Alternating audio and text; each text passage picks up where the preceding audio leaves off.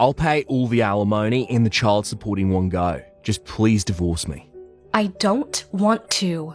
What the hell? I'm asking you sincerely here. Please divorce me.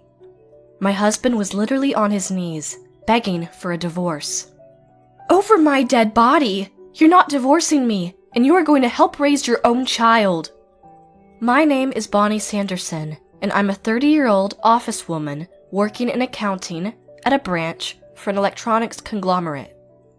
My husband, Jan, also works in an office for a company that has partners overseas. He is a very handsome man, and I couldn't be more proud of having him as my husband. When we were dating, he was so damn amazing, there were times I felt so insecure. The fact that I still think he's so amazing is proof that I truly love him.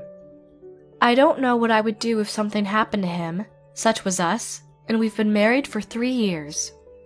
Unfortunately, we found it was difficult to conceive a child, and in our 2nd year of marriage, we started taking treatment for fertility. Even so, I never got pregnant, and we started to think that we couldn't have children at all, ever. This reality made me realize that I was putting a lot of pressure on my husband. It became especially apparent when he became increasingly more frustrated at home. I'm so sorry, honey. I feel terrible about this. I hate to put you through this. If I'd been talking to the Jan I first fell in love with, he would have replied like, Don't worry about it, honey. We're family anyway. Let's just be patient and keep trying. Or something like that. I'm positive he would have responded in a kind, composed manner.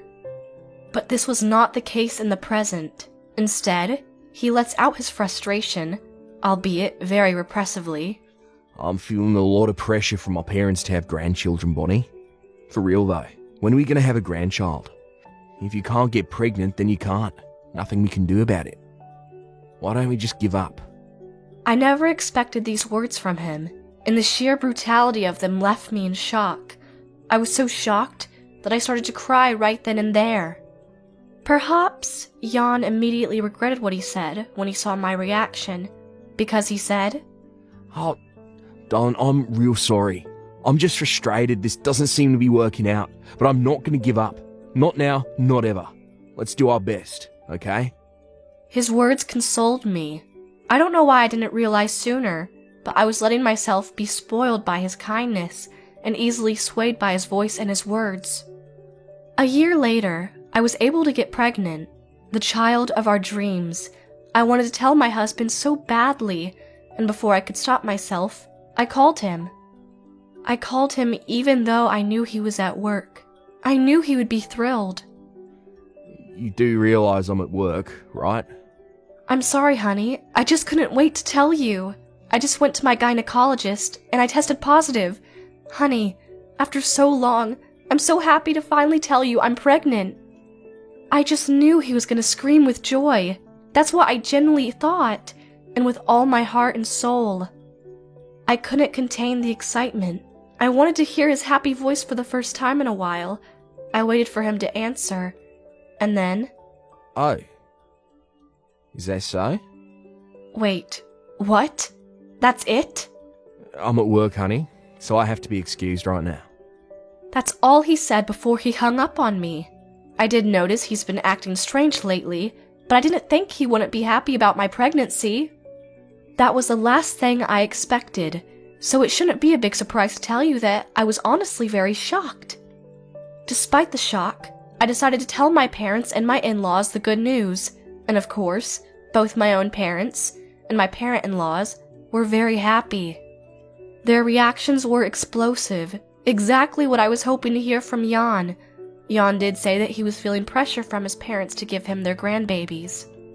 But I know they would never do that. They are the sweetest angels known to man, the larks, and they are very kind to me. They loved me like I was their own daughter. They knew we were going through treatment for infertility, and not only they periodically checked in on how things were going, their words were very encouraging. And every time I saw them, they would cheer me up and buy me things that I liked. When they told me that Jan must have also been over the moon, I just couldn't tell them the truth. I couldn't give them bad news after such good news, and by that point, I didn't even know what Jan would do if his parents found out he wasn't happy in the slightest. I told them that he was very happy indeed, and they sounded very pleased to hear that. I couldn't tell Mrs. Locke that her own son reacted the complete opposite. Even when I came home, Jan never mentioned anything about my pregnancy, or anything else about parenting and other stuff like that. And even after a few days, he didn't seem to care about my health. I was suffering from morning sickness, and he didn't even bother to check how I was. The nausea was so bad, it was hard for me to cook, and yet he would say, "Why isn't there any dinner ready?" "Morning sickness, honey. It's pretty bad. I don't feel well enough to cook tonight, so I think you should order a delivery." Whoa, whoa, whoa. I heard you were pregnant, but I didn't hear that you were slacking off on house chores. I'm not being lazy. It's just that it's really hard not to barf every couple minutes. Just whip something up quickly. I don't care what it is. I just want your cooking. I don't really want to go out to eat or order a delivery. In the end, my husband still made me cook for him, even though I was feeling ghastly. It took more than twice as long as usual, but my husband wasn't worried at all. He instead said, "What the hell's taking so long? Shake a leg, will ya?"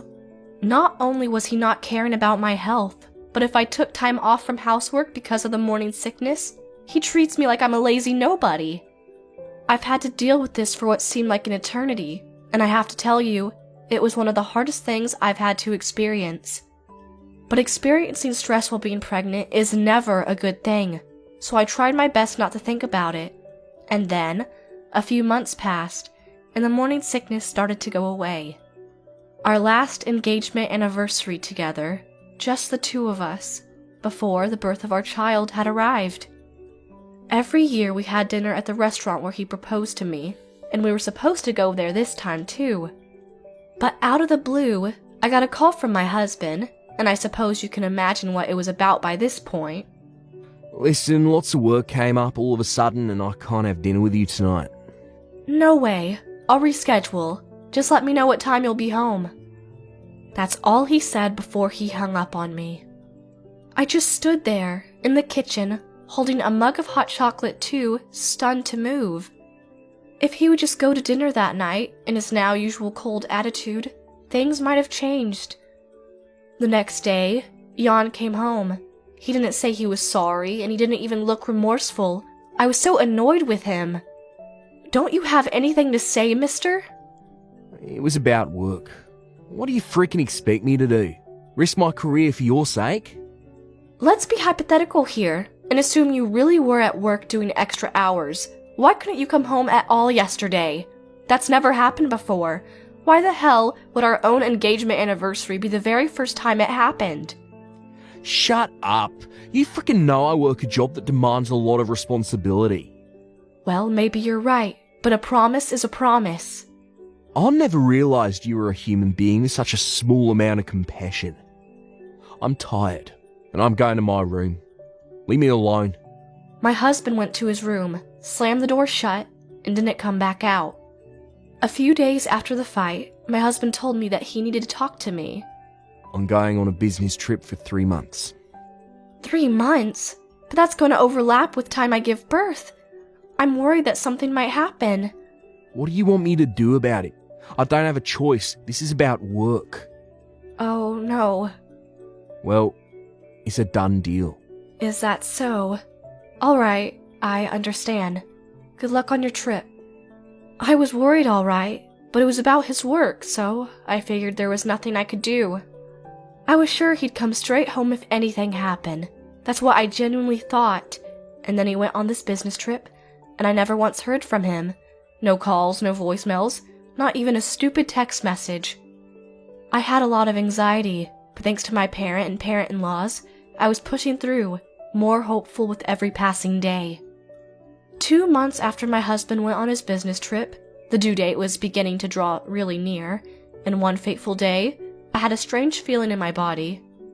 I felt pain in my abdomen, and I finally found out what labor pains felt like. I called my husband, but he didn't pick up the phone. Nor did he return any of my calls.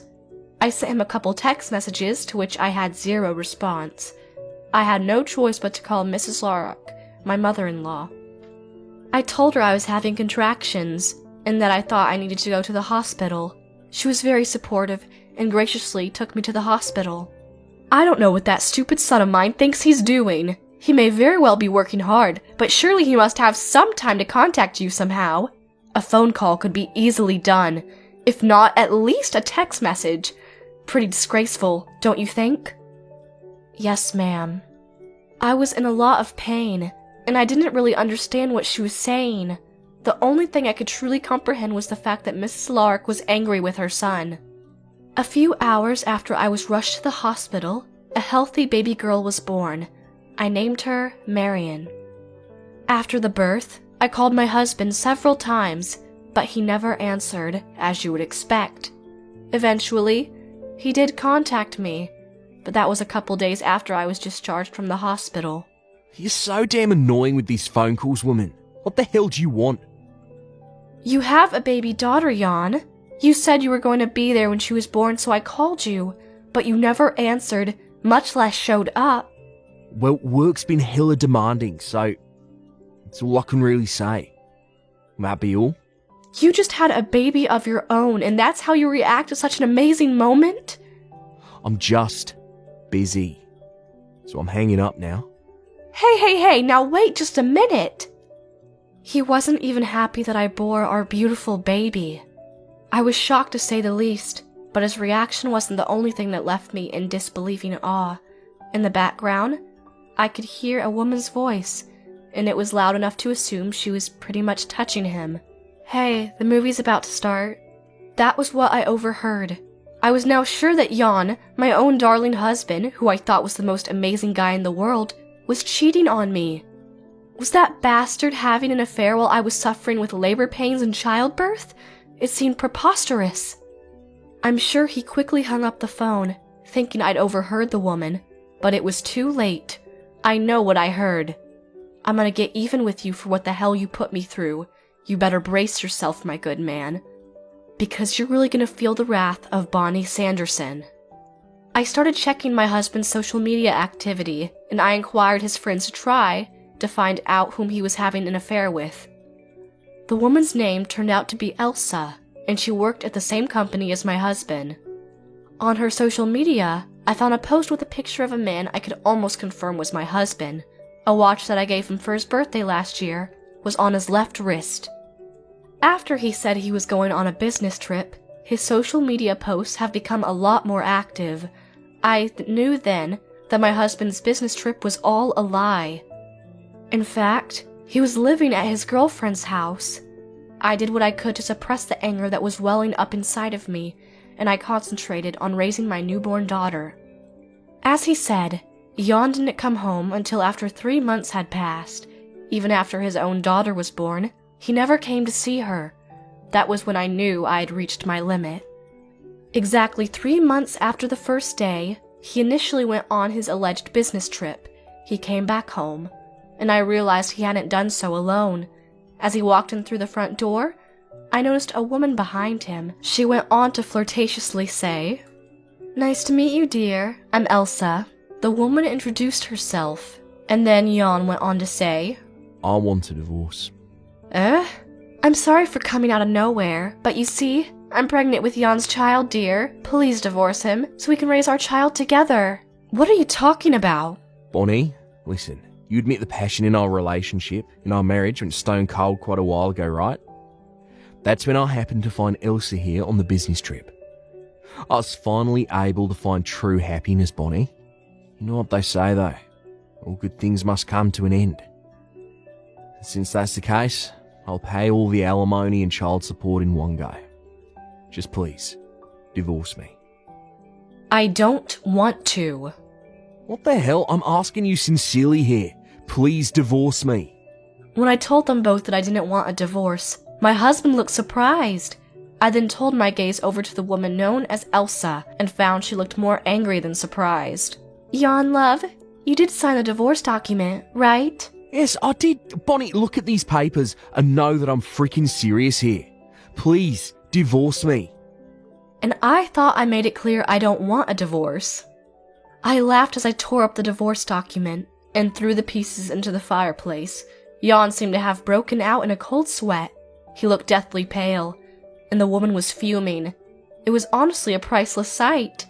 Maybe they thought things weren't going to go their way. My stubbornness caught them off guard. "Hey, you there. Elena, right?"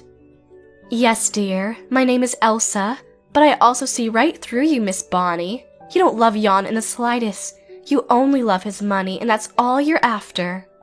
"Excuse me?" "He's recently been promoted, you know.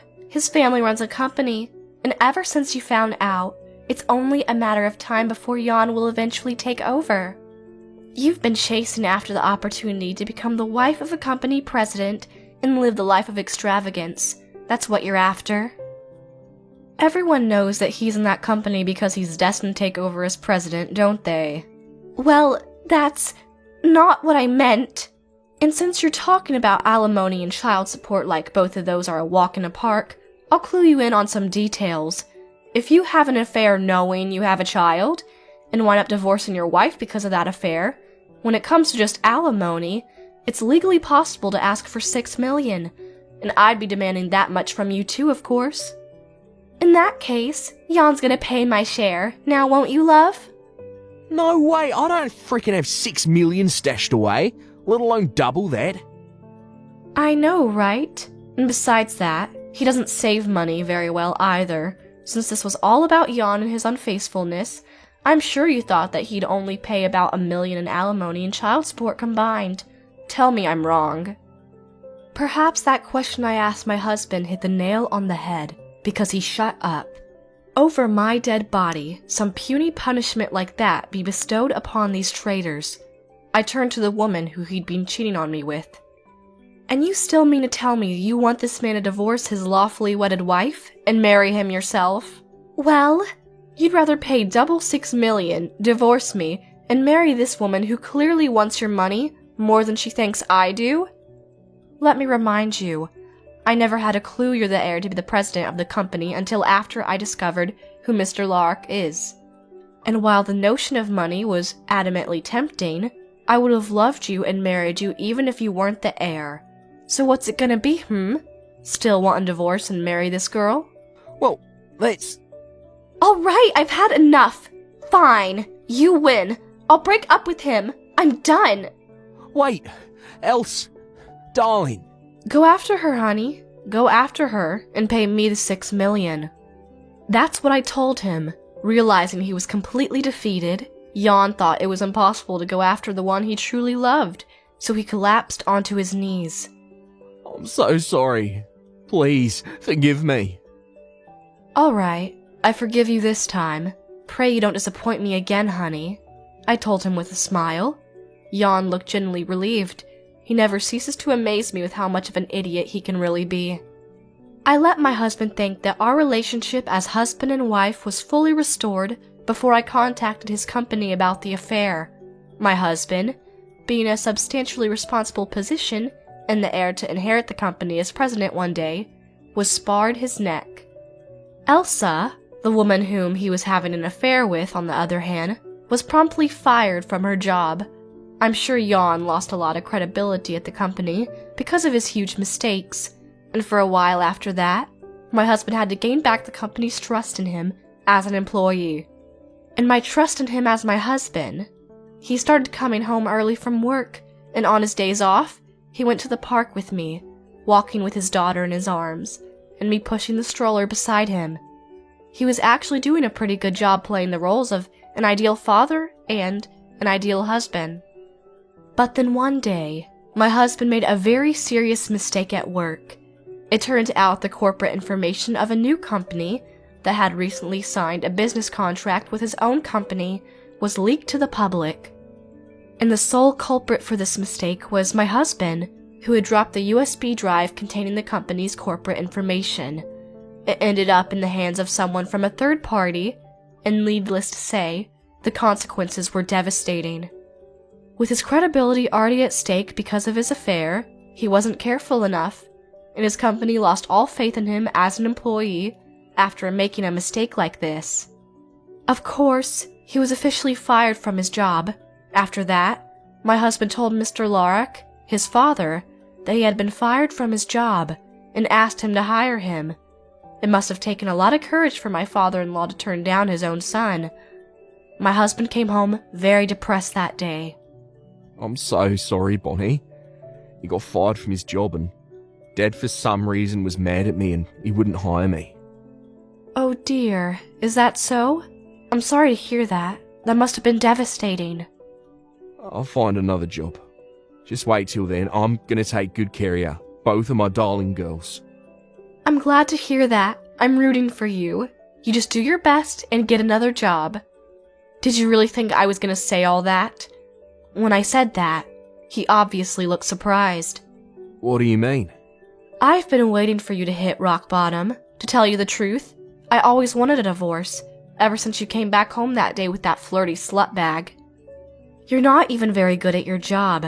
You basically relied on your father to help you get promoted in the company, didn't you? I knew it was only a matter of time before you made a big mistake at work. No way. And Daddy was mad at you for some reason? But of course he was, honey. Think. Why is it so obvious?